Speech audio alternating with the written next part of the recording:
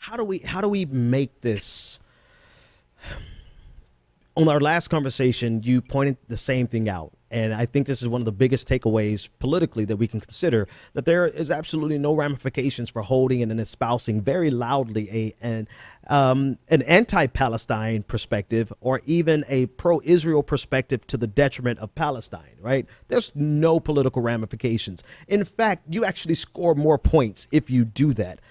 How do we, as progressives, and people who, even if you're not progressive, you just want to see the Palestinian people treated as humans and you want to find a solution, how do we bring some type of ramifications, political ramifications, when we have issues like this where, yeah, I've said it, when we have situations like this, not particularly on Bakari, because I don't want nobody going after Bakari, but I know people will, so that's besides the point. But in general, how do we bring political ramifications for people who espouse anti-Palestinian perspectives? Well, I mean, and that's to not a certain really a extent, fair question. this is a real. Yeah, but go ahead. No, well, we can talk about though why it's such a difficult question, right? I mean, one aspect is that as much as for a certain subset, and it's a reasonably large subset, but it's just a subset of people, Israel-Palestine's a really big deal. Yeah. But for most Americans, it's not that big a deal. It's a place far away to which they, maybe don't feel much in the way of connection. There are a lot of issues in the world that they don't spend their time sweating over, and they're not going to sweat over that one. Right. So how do you make an advance? I mean, one thing that can happen is the people who are really invested in this, right, can start ratcheting it up, putting it higher up their priority list.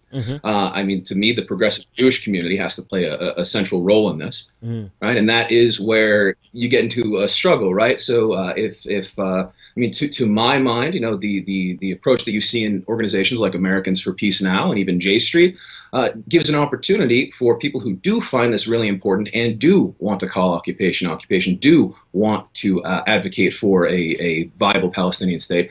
Those organizations give voice to those people. I say support the one that you like best of those personally. If you come from the BDS perspective, you're not going to like those organizations.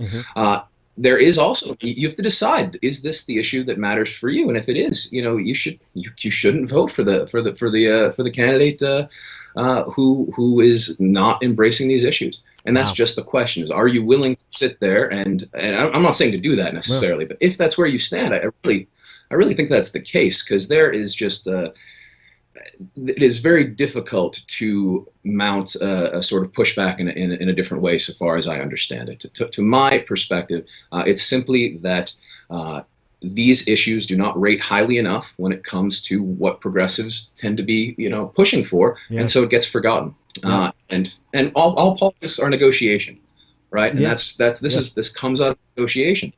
What do you want to give up to get this? That's another question you might ask.